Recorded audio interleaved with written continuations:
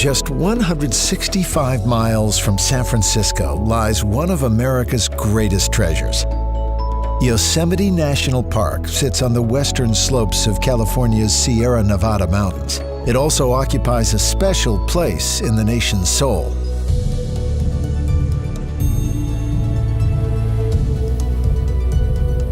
Yosemite's story began as the last ice age ended, when the glaciers of the region's high country scoured and sculptured the valley below. Managed by the National Park Service and covering almost 1,200 square miles, Yosemite takes in 5 vegetation zones, from oak and chaparral woodlands to sparse alpine high country. Of the 4 million visitors who come each year, most spend their time in Yosemite Valley, which is open year-round.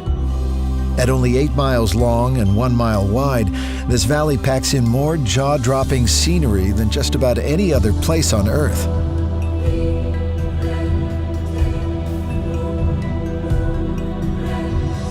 As you enter the Yosemite Valley Ring Road from the west, it's worth taking a short detour to Tunnel View and stand before a sweeping panorama that's reduced generations of visitors to silence and many to tears. To the right, there's the ethereal mist of Bridal Veil Fall. To the left, the sheer granite face of El Capitan, while in the background, the rising majesty of Half Dome beckons you deeper into the valley.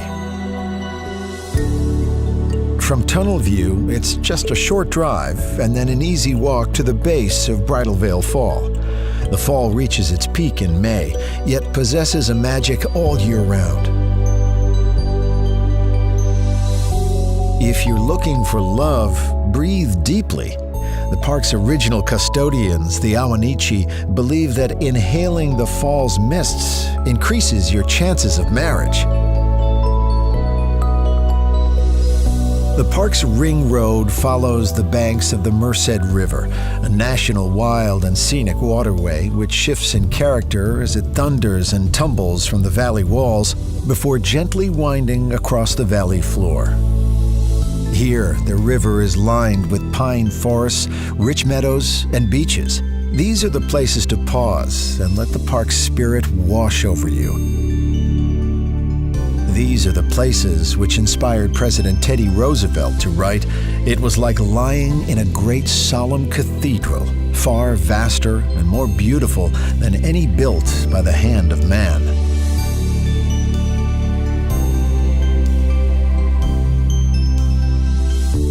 The Yosemite Valley Ring Road is dotted with trailheads that lead off into 800 miles of hiking trails.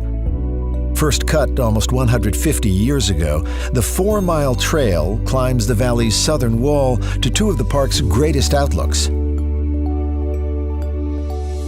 At Glacier Point, gaze down into the entire valley and away into the distant high country.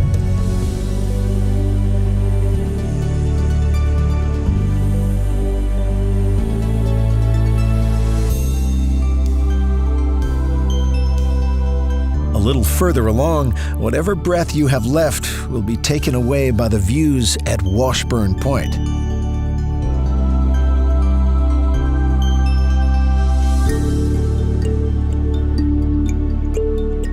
If you're pressed for time, you can also access these outlooks by car or tour bus via Glacier Point Road, which is open between May and November. Further along the Ring Road is the trailhead for another of Yosemite's signature hikes, the Mist Trail. This 5-hour hike is for moderate to experienced hikers, but repays every step with even more stunning vistas and the spectacle of Vernal and Nevada Falls.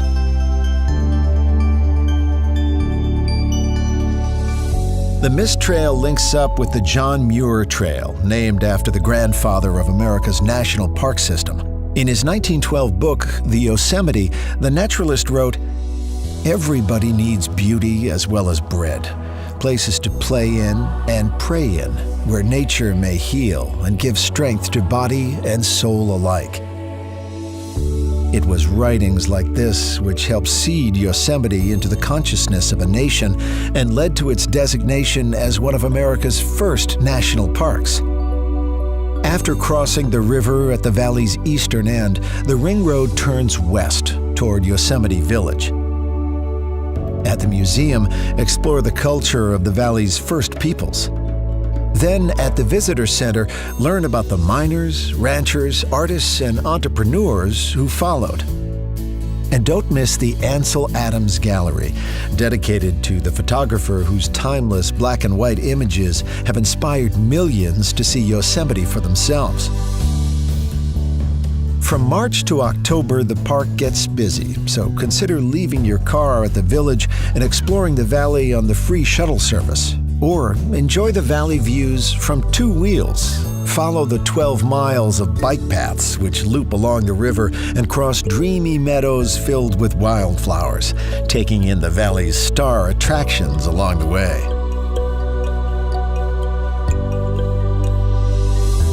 For thousands of years, the Awanichi had villages throughout this fertile valley floor, but it was here at the base of Yosemite Falls where their great chief resided.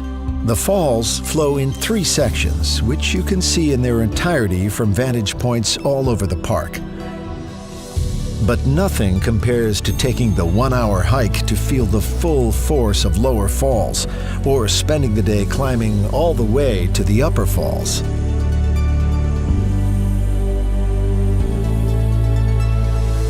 When it comes to climbing, El Capitan, a 3,000-foot-high granite monolith, has become a rite of passage for climbers from all over the world. The first ascent, in 1958, took 47 days. From the comfort of El Capitan Meadow, sit back and watch modern climbers who have reduced that same climb to a couple of days, or sometimes to just a few hours. As the ring road winds back towards the park entrance, stop at Valley View for one long look back. But there's no need to feel heavy-hearted because there's so much more of Yosemite to discover just up the road. To the north of Yosemite Valley climbs one of the USA's most scenic highways. Tioga Road is impassable between October and May, but as the snow clears, the road reemerges, rising into the rugged Sierra Nevada high country. Pull over and fill your lungs with cool alpine air at Olmsted Point.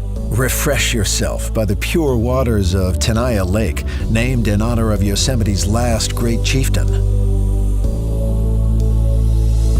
Then follow the road further to Tuamni Meadow, the traditional summer hunting grounds of the Awanichi. Today, this subalpine meadow is the perfect place to stock up on serenity or to pick up one of the many trails that lead to further alpine adventures. One of the shortest but most rewarding trails leads to Lembert Dome, named after one of the park's earliest settlers. From its high country to its waterfalls, from its towering sequoia to its valley meadows, Yosemite is an American story unlike any other. It is a place where a nation returns again and again through the best and worst of times to breathe, to be inspired, and just be. For this is a place, John Muir once wrote, that is far easier to feel than to explain. This is a place to wash the spirit clean.